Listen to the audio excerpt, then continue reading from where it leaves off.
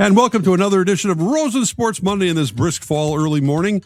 First of all, I want to thank our sponsors, Lexus of Wayzata, Lexus of Maplewood. Thanks to our friend Charlie Swanson and, of course, Stretch Lab, all over the Twin City area. We'll hear from them a little bit later as well. Well, my special guest, without further ado, a guy named Chad Hartman. And this is going to be fun. We could go on for 2 hours, but Chad has a show to do, so we're going to have to keep this rolling here. Chad, thanks for stopping by, man. We got so much to talk about. Absolutely. Thank you. Yeah, let's just start with, people are still shockingly are always interested in the Vikings. Yes. And I want to get your takeaways from yesterday's hard-earned, another gut-wrenching, fist-clenching kind of victory for the Vikings over the Cleveland Browns in jolly old London, where they are unbeaten, I think, in regular season play.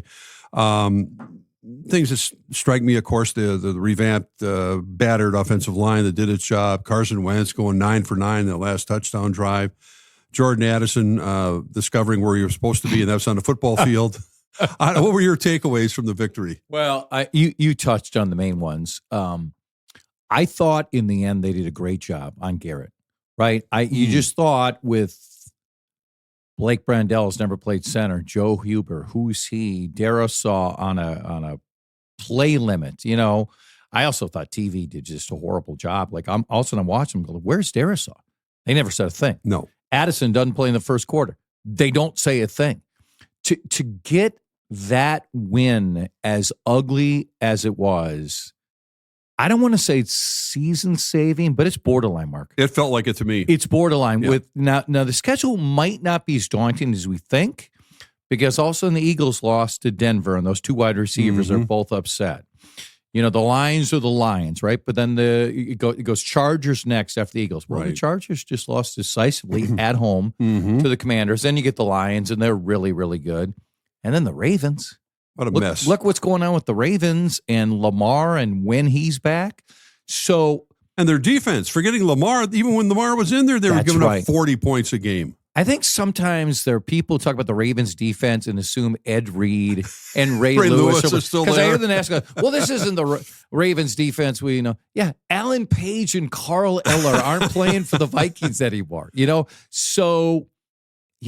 if you thought this, when there's 3:05 to go, what were the chances Wentz was going to lead him 9 for 9, right? 71 yards, and just the diversity of talent, right? JJ's catch, Hawkinson a couple catches, the Addison play. Under the circumstances, that was vitally important. And for me, not long term, but for me, I think that makes sure that Wentz is the starter against the Eagles. Well, and I think he will, because for no other reason than McCarthy hasn't practiced. I mean, he didn't practice in London, and I can't even imagine with the team off most of this week. He'll have his reps with individuals that will be around, but he's not going to get in a team concept. So I can't imagine him getting ready to play the Eagles at home. But that is a conversation that just will not go away. And we saw Drake May. We've seen Jaden Daniels. We watched Bo Nix play at a really high level. Yeah, that class. I mean, that JJ was a part of, and it shows you how it does take time to get revved up to play at a high enough level in this league. And that's the thing that concerns me. But it also encourages me to say there's going to be a time when JJ McCarthy. We will find out over a long period of time where he stands in that group. Yeah. But in the meantime, I don't know how you can't. I mean, Wentz is going to start. Wentz is going to start. So then you start thinking, because then the Chargers game is a Thursday. Right afterwards. Okay. So he's not going to start then, right? You wouldn't think. Let's say Wentz doesn't play well against the Eagles. Mm-hmm. Are they going to really put JJ out there on a short rest? No. On the road. Then you go to the Lions. Is that where they have to get him back out there? Unless they start winning game after game. You've invested your future in this guy. The problem is you spent more money than any team in the league on all these other assets. Mm-hmm. By the way, how many of those assets are that essential so far? Yeah. Ryan Kelly's hurt. May never play. He's got concussion. Exactly. The two stud defensive linemen really haven't quite lived up to it. No, I haven't heard much from them. So can you blend this balance of McCarthy at some point coming back? Because I'll say this, Sunday afternoon, the late game I watch Tampa and I watch Seattle. Sam Darnold was brilliant again. Yeah. I mean, I know Darnold and Baker Mayfield, the two cast-off Exactly. quarterbacks having a shootout. Absolutely. And by the way, if you just talk about the Vikings, Darnold was tremendous. And Daniel Jones and the Colts, they punt every other game. Right. So, I mean, it's interesting. The two guys they had on that roster last year outside of JJ, how great they are playing right now. And we know there were a lot of financial dynamics involved with even keeping Darnold, and it could have maybe franchised him. A lot of different things could have gone on, but they didn't want to stunt, in theory, the growth of J.J. McCarthy. As I said, at some point you got to get him out there, as evidenced by the rest of those young quarterbacks that have taken a little time, but all of a sudden apparently have hit their stride and playing at, like Drake May last night was unbelievable, in Buffalo. I mean, his composure and what he was able to escape, and that's the kind of thing I think the Vikings are hopeful of seeing. But I think so. Did you see the pettiness, too, of Bill Belichick? Just a side note I made. So, a college football team on a Monday, they're touting their players in the NFL. They're profiling their players. They won't put anything up on their signature player because he's playing for the Patriots. How about that? Bill, never lose that pettiness. By the way, he's getting embarrassed. I saw the last maybe 10 minutes of the game. There were like 8 people left in the stands, Yes. and they were Jordan Hudson. Jordan Hudson. The only reason I wanted to watch it was because my good friend Brad Johnson's son is playing quarterback, right. and poor guy is getting doesn't have a chance because Yes. the team is getting slaughtered and no one cares. And I don't know. It's just like, what are you doing this for, Bill? I wouldn't be surprised if it's a 1 year and out. Yeah, I can't imagine he's enjoying himself. Or the can't- players are enjoying playing for him. And the girlfriend situation Oh, and my controlling. And I don't know. Do you think he gets back in the league? I don't think he's going to. No, I think that time has come and gone. Yeah. Well, let's talk about Chad Hartman.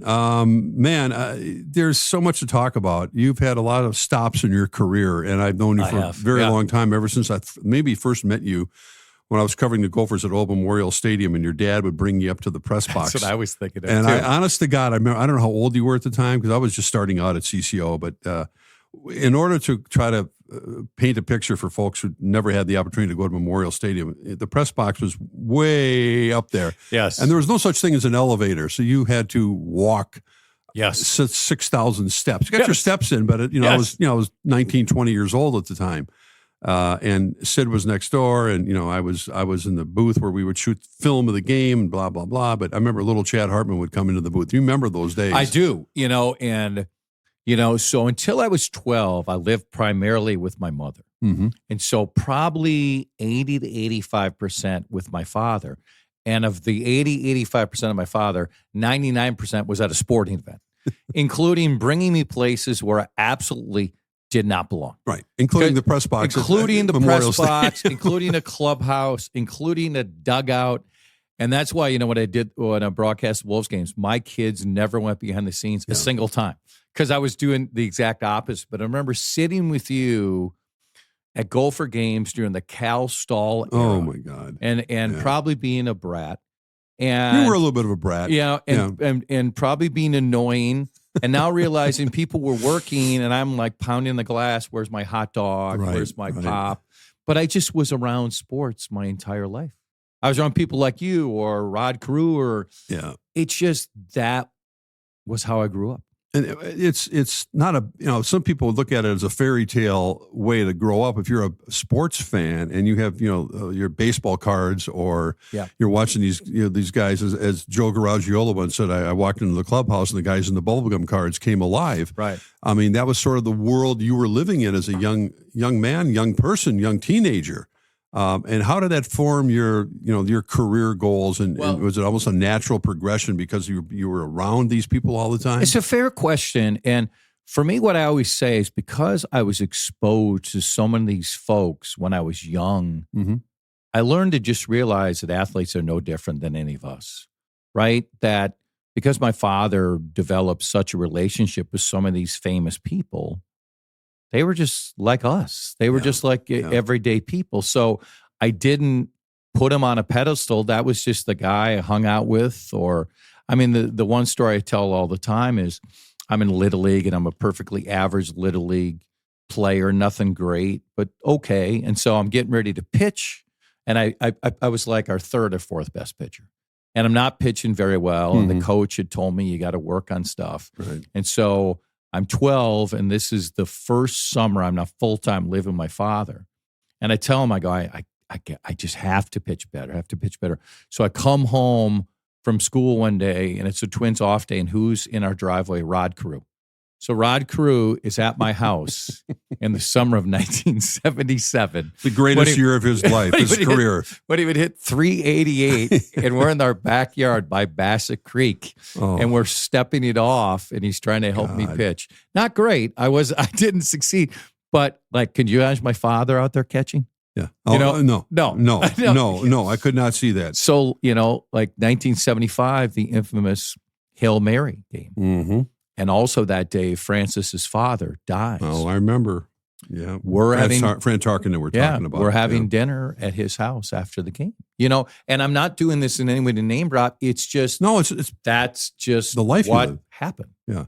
But I quickly learned, listen, I miss him dearly. We're coming up on 5 years after my father left. As you know, from sitting next to him in the press box, my father could be cynical and a smart aleck, like the two of us in the press box. What the bleep are they doing? Right. Then in the column the next day, what a great effort. What a great effort. And like the number one person who influenced me, even as a kid, is Ricey. He called me a little punk all the time. But then he put his arm around me, and I just loved Patrick's approach. So I learned to appreciate the more objectivity, the more putting in perspective, the little bit of a distance with people. So as much as I love and miss my father, if anybody influenced me the most in town, it's Patrick Ricey. Yet despite having, whether you like it or not, like you said, you're coming home and here's Rod Carew in my backyard, basically, despite having these connections that your dad helped provide, and because, out of love, I mean, this is what he was doing as a father, and that was his way of connecting, I assume. You paved your own way when you started your broadcasting career. I mean, there wasn't like, here, I'll get you this job. I mean, talk about those experiences that you had with minor league baseball, all the sort of stuff you did that led you to your career in broadcasting here in the Twin Cities for many, many years. So, ASU, Arizona State, has a reputation for many things, and a lot of it is fun. There's no doubt. But they also have the Walter Cronkite School of Journalism. And I thought, if I'm going to go into some form of the media, I can't do it here. Mm-hmm. I just don't want to do it here because my father's such a big name. And going away where nobody had any idea who my father was, and helping build up the campus radio station and calling games and doing some internships out there. And I remember my last year there, Mark, columnist, I think his name was Bob Young. And he comes up to me and says, "Can I talk to you for a minute?" And he talked to me for like 5 minutes. He said, I really appreciate what you do, how hard you work. You show up at all these press conferences. I hear a few of your play-by-play games. I think you're going to be somebody. And also say hi to your father. It was the only. Wow. And I go, so he goes, yeah, I've known all along, but I could see that you didn't want to be a part of that. And I really appreciated that. So then I had 2 CBA jobs. The first one was in Rochester, Mark, where the team lost its first 24 games on the road. Finally won 1 game on the road. Washington Generals. It was very much like the Washington Generals. The most notable name on there is Tim Legler, who we see a lot on TV now, and Tim's still a really good buddy of mine. And we had a coach who at times would get so upset, would cry at halftime. It was just, I almost got in a fight on the team bus with a player named Brian Warwick, who didn't like my attitude for some reason. Then, I could tell so many stories. Then you remember Michael Graham? He played with Patrick Ewing. I don't. If you saw him, you would.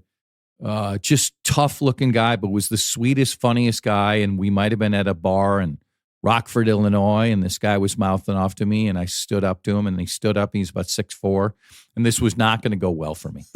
This was not. And all of a sudden, nowhere, here comes Michael Graham, and he goes, "Well, if you fight him, you got to fight me first." Whoa. And I went, "Yeah, that's right." Okay. Then I went to Orlando, called AA baseball by myself. And you're in a booth for about 3 hours. That sheet you have right in front of you, that's about all I had in these players. No background. And no background. There was the analytics wasn't existing. We would bus from Orlando to Memphis, 14-hour bus rides, 12-hour bus rides. I was making $100 a game. And finally, late in the year, some of the folks from the Orlando Magic came by and said, hey, we think you're pretty good. We're going to try to buy this team. We'd like you to be a part of our future. So I tentatively had agreed to go back to Orlando and start working in with the Magic in some way. But I had one more job to do. I went to lacrosse. So I go to La Crosse, Wisconsin, where the head coach was a guy by the name of Flip Saunders. And I knew Flip a little bit just because my father's exposure, but that's when Flip and I became such great friends. And when I was down there, the Wolves had their first year. And the Wolves had the guy who to me is the greatest radio play-by-play announcer in NBA history and one of the 10 greatest broadcasters ever to walk the planet, Kevin Hartman. And he's still as great as ever now. And the Wolves reached out to me because they were switching to WGGY. They weren't going to, everybody thought, well, they're going to WCC radio time. Well, they went to WGGY because Tim Lagwicki was brilliant and John Thomas was brilliant, Len Komorowski. All these people would leave and run franchises. And they said, we need a young broadcaster to be Kevin's backup, or when we get more TV stuff, that one does one and one does the other. And Mark, I really wrestled with it because I didn't want to come back here because of my father.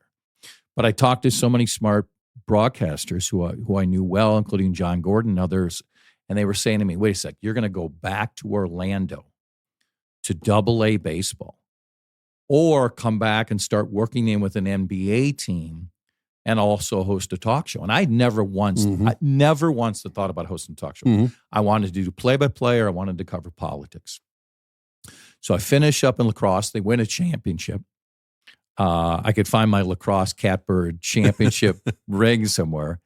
And I said yes, mainly to the Wolves. I would meet our mutual friend, Mick Anselmo, who we just were talking about. I had a 3-hour interview with him, 2 hours and 50 minutes. He did the talking.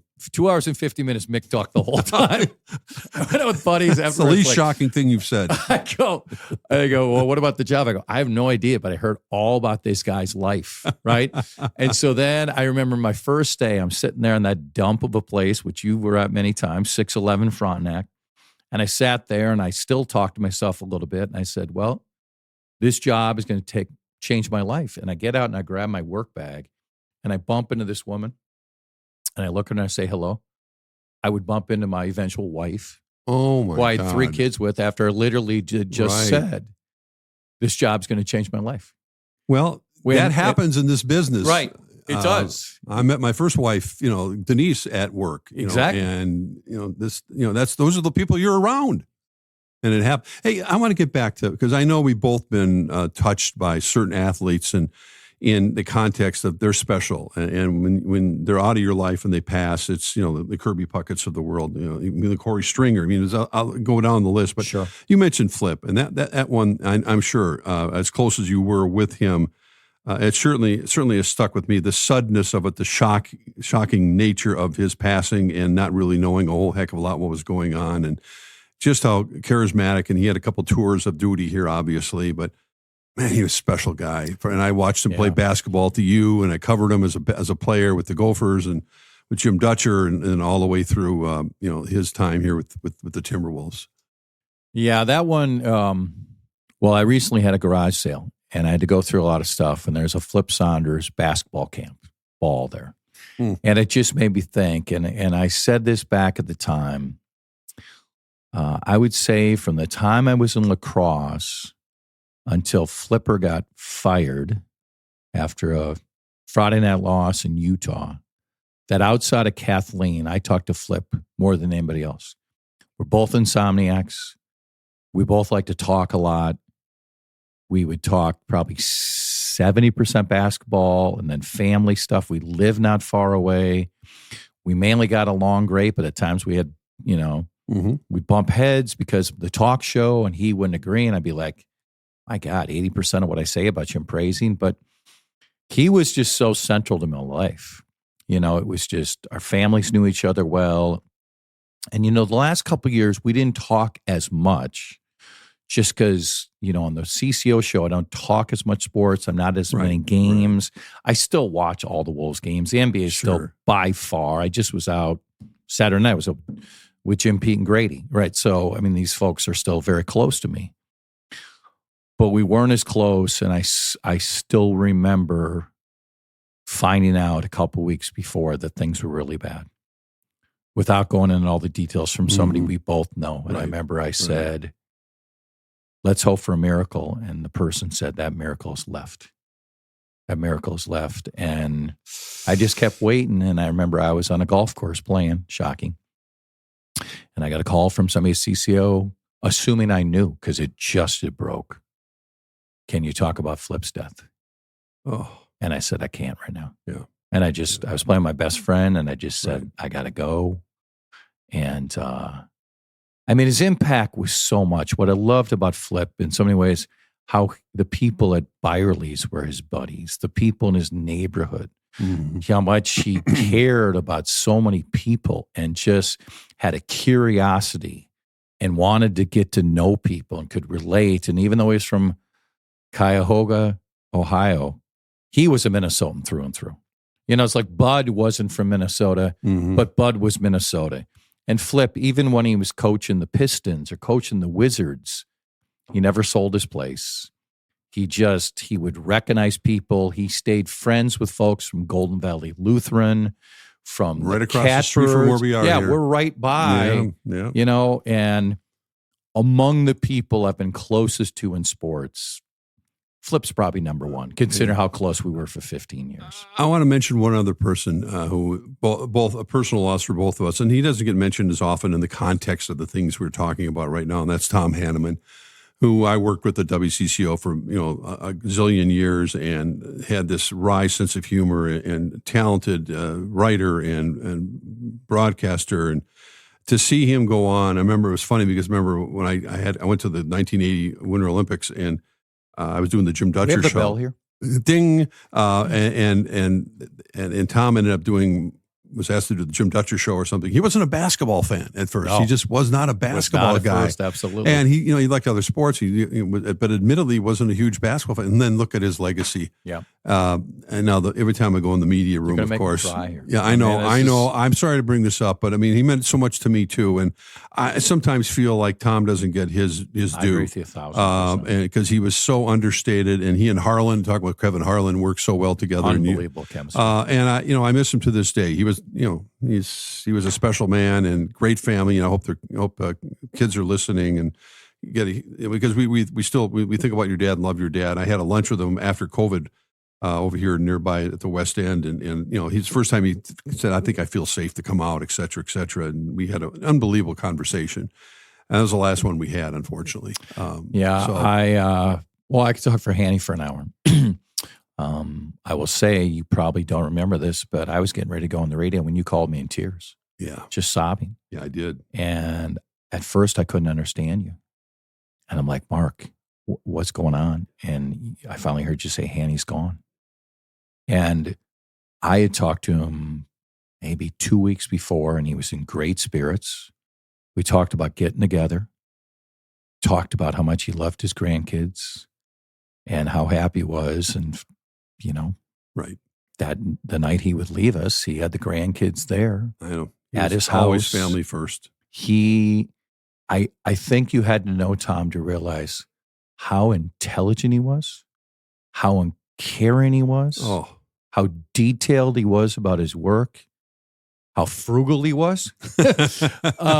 and how funny he was. Oh, what a sense of humor. Dry as could be. Quick of a dry sense of humor as ever. And when you're in that basketball business and when you're on planes and buses and you're waiting for KG, you're waiting for KG, you're waiting for KG. Yeah. And we sat next to each other on hundreds of flights, and he could make me laugh. He could lure me in. He could set me up. Then we would play all sorts of practical jokes on people. He is just such a loss. And I was elated when the Wolves honored him with the press room. And I hope people don't forget about it. And it makes me think of Harlan, because before Ethan Casson and Ryan Tanke left, and I get that A-Rod and Mark are going to bring their own people, I said they should honor Harlan. That where Alan Horton calls games, they should have like a little something up there for Kevin Harlan, right? The Kevin means that much. And listen, the Wolves have screwed up a lot on the court, and they're really good right now. But one thing they've done is they've hired good broadcasters, and Kevin and Alan Horton and Brian Seaman and McHale and Len Elmore and Quinn Buckner, our boy Pete. Jim Pete's one of my 2 or 3 closest friends on the planet. And Michael Grady is just a flat-out star.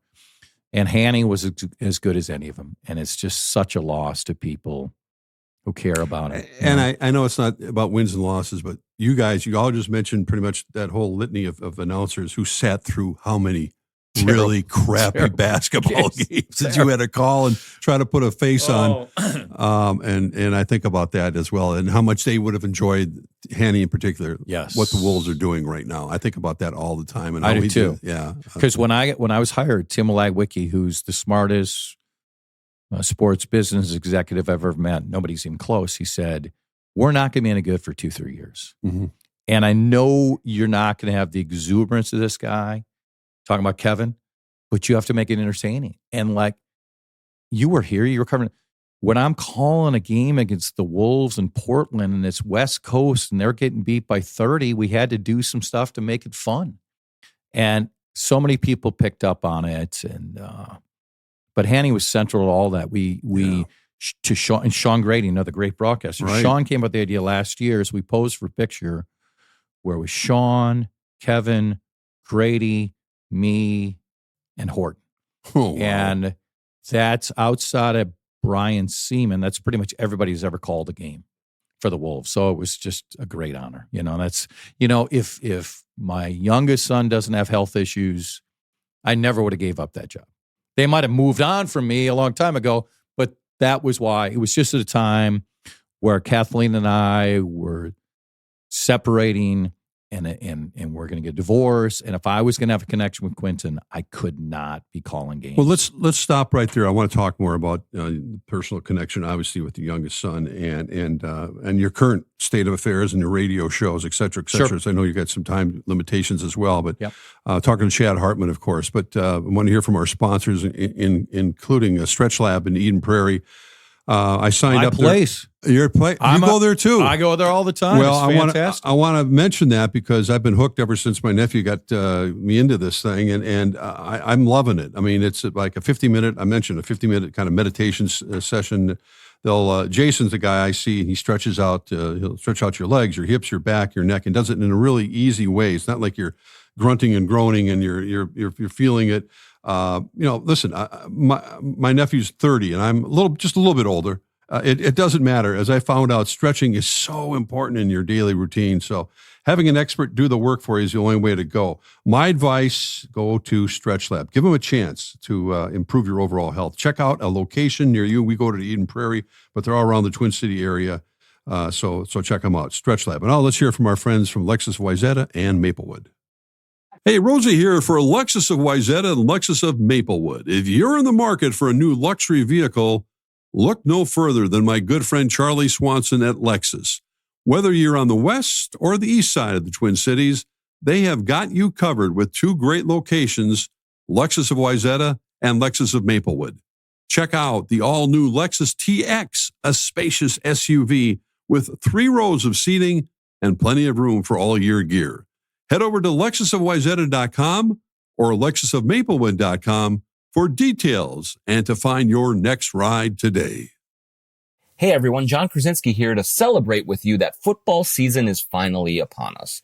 Join me on the Viking Update Show for all the latest action, insights, and stories from the field. Jim Suin and I will have everything you need on our podcast on the Talk North Podcast Network. Welcome back to Rosen Sports Monday, having a really engaging conversation with my friend Chad Hartman. And you're talking about your personal life a little bit, and I want to get into that as well and how it fits into your current career. Obviously, you worked at a place called KFAN where I still reside. I think I'm on Tuesday, Wednesday, Thursday at the same time you are, working with a guy like Dan Cole, the common man. Who's that? My sanity is still somewhat Doesn't there. ring a bell. Doesn't ring a bell at all. outside of the 95 pictures he sends me, asking which golf course I know. Well, and that's the thing. Still it's great friends. I grew up in this business, with Randy Shaver and Joe Schmidt, and we were competitors all the time. But, it was, to me, it was never like this cutthroat thing. Of course we wanted to have the story. And I think of you kind of always that, as Archie Manning once said, we're all robbing the same train. I mean, there's some truism to that. There is. You worked at KFAN, you're at WCCO Radio now, you have your own show, and you're not adverse to talking about people who are you competing against in a sense. How did that? Well, how do you feel about that? I mean, for me, I was at the Fan for 19 years, and in 2009, when my great friend Chad Abbott, who still runs the place, who had been my intern, called me, and we both know Chad very well. And when Chad called me crying, saying, "You got to come in," there was a buyout. There was a $400 million buyout, and they just asked Common and Dan to go longer. It wasn't like they brought in somebody else. And let's see, I was texting with Barrero 2 days ago. I was texting with Guardsy the other day. Common and I talked at the fair 5 times. Ab and I were kidding each other. Charch, outside of maybe Adam Carter, in radio, is my closest friend in the radio business. So, I mean, I'm in like 2 texting threads with Tenna and Meat Sauce. These people are all my friends. Now, am I trying to do my best to beat those guys? Of course I am. But you can do that without, I hate this person, or they're dead to me, what I jokingly say. I think for so long in the business, there was this thing, never mention the other place. We're insulting the audience. The Fan has turned into a juggernaut. Bravo. I wish everybody there only the best. Then CCO is the most recognizable radio station in the state. Like, somebody right now is going to say, wow, I'd never heard of KFAN. Or I never heard of WCCO radio. If somebody's going to listen to you in Common for an hour, like I do often when I'm off, they're going to hear good radio. I hope when they tune into us, they're going to hear good radio. That place is filled with talented people. When Dan went in the Hall of Fame, and when Greg and Chad called me and said they wanted me to do the intro and the end of the video, that meant a lot to me. That says it all, right? And I think we're all in a better place in that way, right? I think, listen, my father should have taken a lot of advice from all of us about that, because he never could get over that. Like, even if I broke, and I was never really much in the breaking story business occasionally, he would doubt me. I'd be like, I'm your son. I beat you. Oh, I tell you something, Chad. Yeah, and I know. Like Charlie Walters and all his battles there. And I think a lot of that is gone. Yeah, I think it is, because the only thing I can relate to, certainly, because I was working at a place called KQRS when they went from a 5 to a 15 share in the morning with Tom Bernard. And then I was told by my bosses at WCCO Television, because there was local ownership, you can't work at KQ anymore. We need you at WCCO Radio. And I had an attorney, and we fought tooth and nail and blah, blah, blah. It wasn't fun. But at the same time, that was pettiness. When I look back on it, it gave me the opportunity working with not only great bosses like Steve Goldstein and John Quick, but great people. More importantly, getting to work in the morning with Boone and Erickson, your dad, and with Steve Cannon in the afternoon. Right. That is murder's row of broadcasters. And at a time when they still were dominant. Unbelievable. And as much as it hurt at the time, and then I had to accept it, obviously, and because I had great bosses. But to be able to work with those people and to verbally spar with your dad every morning, as frustrating as it would be at times, and Steve Cannon, who was, for folks who are too young to remember him, he was one of one. In terms of the way he did a show. I cherish those days so much. I get emotional about it because when I got to work with Tom Bernard, and I got to work with Steve Cannon and Sid Hartman and Charlie Boone and Roger Erickson, and it's just like, wow, this was. Well, it's so interesting you mention that too, because you're right. Because and when we're talking about people who used to just say dead to me and now he's embraced them, our mutual friend Tom is right at the top of the list. Right. Bernard. Oh God, yeah. For a long time. I couldn't tell if we were good friends one day or he was mad at me the next. Psychotic. Yeah. And now he's, his texts, let's all get along. I know. It's kumbaya time for Tommy. Sometimes I want to send him a text going, is this really you? Or someone writing this for you? Or is this a cry for help? Well, let me, I know we can talk about Tommy too. We got a lot of stories. Your current radio show, you mentioned at the beginning about maybe even getting into politics or sports. You weren't quite sure. Right. You do integrate both more than, Barrero does it certainly a lot in his show that I hear, but it's something you're not adverse to getting into, whether the issues of the day. Obviously, you'll talk Vikings today, and where the hot Multiple topic would be. times, yeah. But you're also, whether it be from George Floyd to whatever the assassinations, the Trumpisms, whatever it might be. You felt like this is a real. You got great guests that you line up. I appreciate that, and that's something that's important in the context of how you do your show. I would say, listen, I think what I do and what Dan does, part of the reason why we work so well is we have very similar thoughts on an approach. And I think if Dan was on CCO, he would do a very similar show and he'd do it in his way and it'd be fantastic. Right.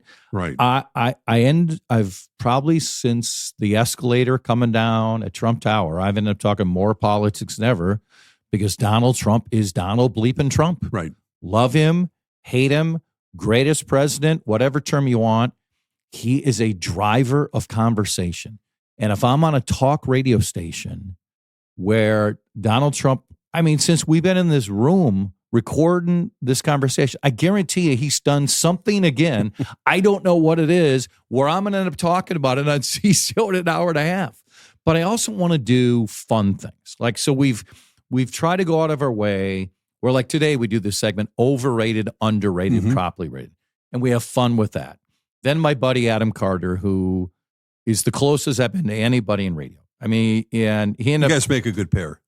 He was so good. He ended up getting his own show with Jordana, and I couldn't fault it. We're still going to get together in some way, but we do a segment with him. We have Jamie Yukas, well, and Rena Sargentopoulos, well. We make sure we have fun. I think in Major Garrett on Fridays, I think I have as good a guest as anybody in America. I think he's that good. On politics, on life, on humor, and we've ended up connection. We've ended up becoming just great friends. And to be honest, I was having him on like the last year or so when I was at the Fan, when he wasn't even on TV at the time, and then it just started to every couple months to a month to all the time. And I just love the cross section. I want people to feel like that if they listen, let's say for whatever reason their work schedule works out where 12:30 to 1 they're in the car. First of all, with us, there's too many damn commercials. With us, there's probably too much traffic and weather.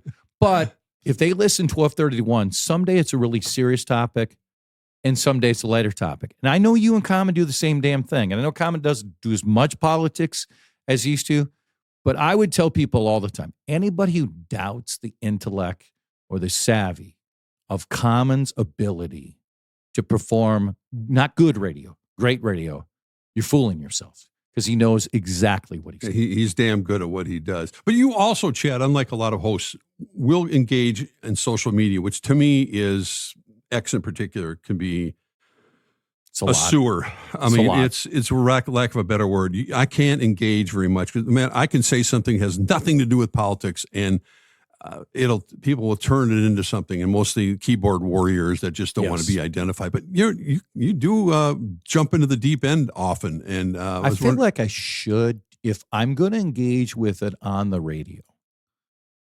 And then X has an even larger platform, right?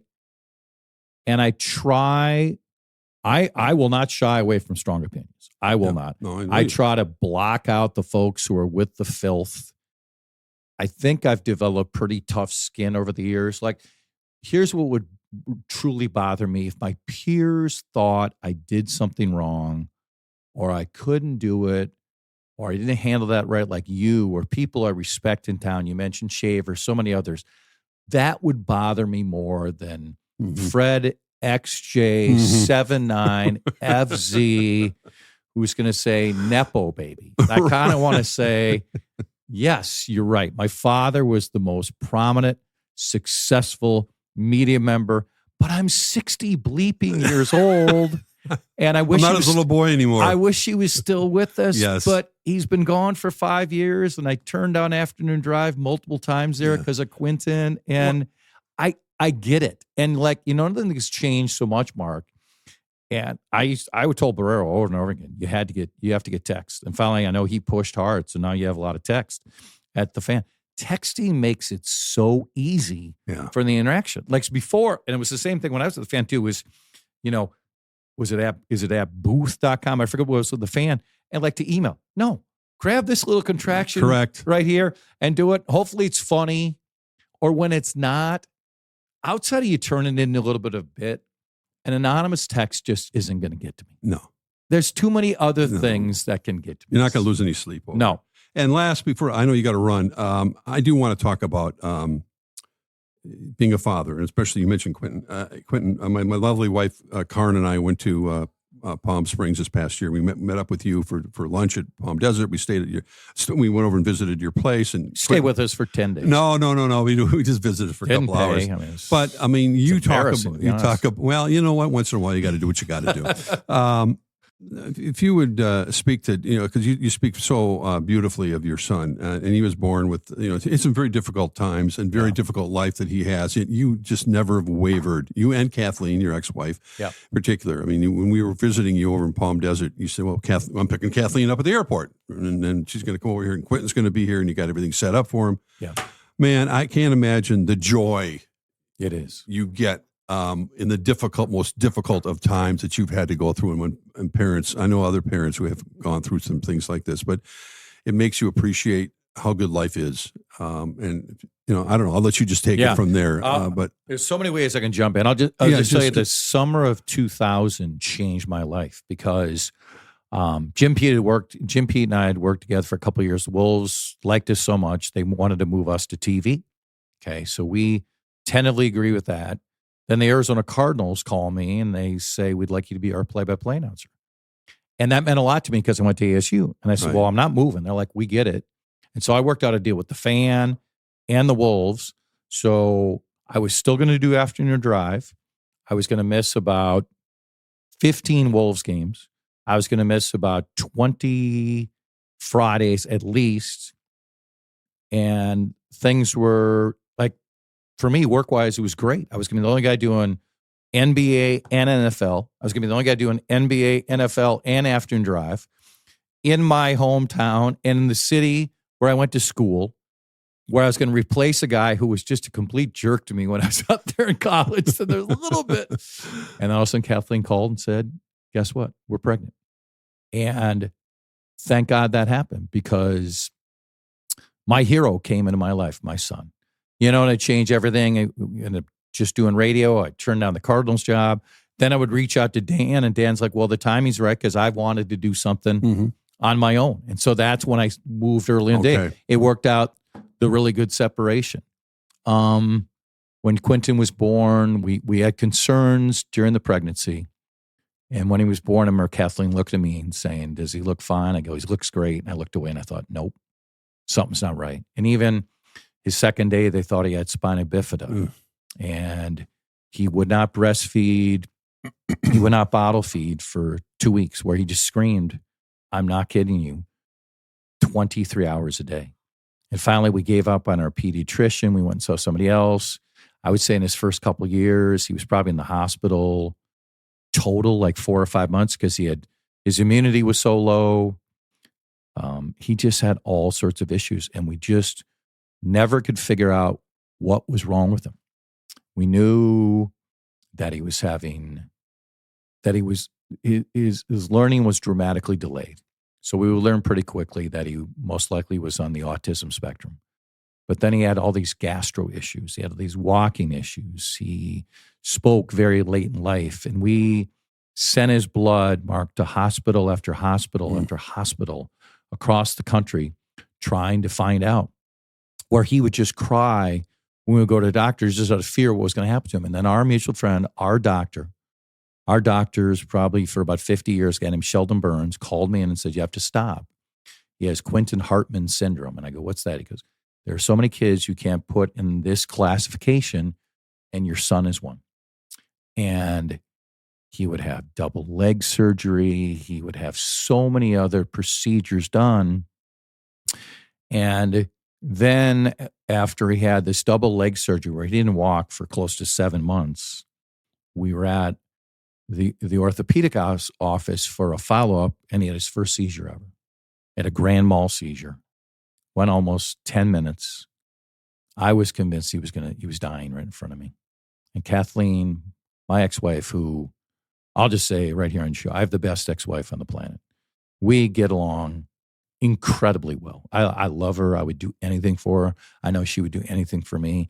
And the great part of my life is my girlfriend and her are best friends. So that part of my life is great. How rare. And so it started so many other aspects of her life, Mark, because we could leave Quinny in a room and not check on him all the time. Then we had to check on him. And there was a point where he was having a seizure a week, sometimes 2 a week. And I know there are kids who have 50 seizures a day. I never take that for granted. But we are in a place now with all this experimenting where we know that he has this syndrome called DIRC 1A. There's about 750 kids who have it on the planet. And we've adjusted his medicine that he's in a groove right now where the seizures are few and far between. And I'm knocking on simulated wood here because we know it can change. But he's my hero because he goes through everything. And even when things are incredibly difficult, because when he gets sick, he gets really sick. Or when something happens, it just affects him strongly. He has a smile on his face. He is caring. He is asking you questions because he's curious about you. He wants to show off pictures in his phone. We just moved and he wants to show people the house. And he wants to reach out to people. And I will never meet someone who has a better spirit about him, who inspires me, and who brings more people together than him. And my career would have been dramatically different in so many ways for a period of time. Who knows how long? I wouldn't trade what I have now for the world because I love him, and he's made us, all of our family, closer than ever because of it. And I've never met one person who meets Quentin who isn't touched by him. And it's not easy. It's not, because he can be very repetitive. Food is challenging. Going to the bathroom is challenging. We can't go to a lot of places that other people can go. We can't go on certain trips. But I wouldn't trade it for 1 second because I love him. I say to him every day, and he says back to me, "How much do I love you?" And he says, "To infinity and beyond." And I love my boys all the same, but Quentin is just my hero. So he inspires me every day. Well, your greatest accomplishment, you just said, is being the kind of father you are, Chad. And it's astonishing. It puts it in perspective over and over and over again. Thank you so much for your time. I know you got to run, but love you, man. Thanks so much. I will just say this. You are my friend. You are someone I've respected my entire life. The person you are here is the same person you are on air. And our city and state, we've been very lucky to have you. And you're sharp as ever. And it means the world that you asked me here. So I love you too, and thank you so much. Thanks, Chad. Thanks for listening.